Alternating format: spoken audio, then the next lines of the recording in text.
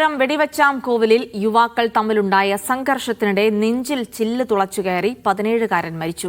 കലിയൂർ സ്വദേശി ശിവസൂര്യയാണ് കൊല്ലപ്പെട്ടത്. കേസിൽ 3 പേരെ പോലീസ് കസ്റ്റഡിയിലെടുത്തു.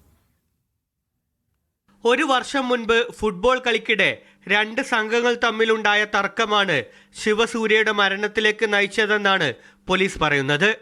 കഴിഞ്ഞ ദിവസം എതിർ സംഘവുമായി ശിവസൂര്യയും സുഹൃത്തുക്കളും ഉന്തും തള്ളുമുണ്ടായി. ഇതിനിടയിൽ തുണിക്കടയുടെ ചില്ല് ഗ്ലാസ് തകർന്ന് ശിവസൂര്യയുടെ നെഞ്ചിൽ കയറുകയായിരുന്നു. സംഭവത്തിന്റെ നിർണായക ദൃശ്യങ്ങൾ മീഡിയ വണ്ണിന് ലഭിച്ചു.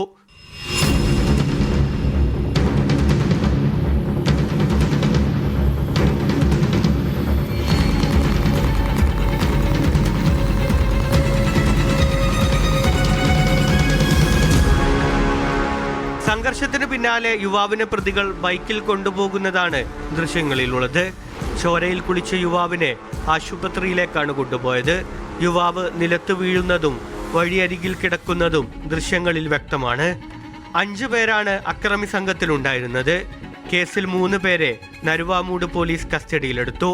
വാക്കേറ്റത്തിനിടെയുണ്ടായ ഉന്തും തള്ളും അപകടത്തിൽ കലാശിക്കുകയായിരുന്നു എന്നാണ് പ്രതികൾ പോലീസിന് നൽകിയ മൊഴി. മീഡിയ 1 തിരുവനന്തപുരം.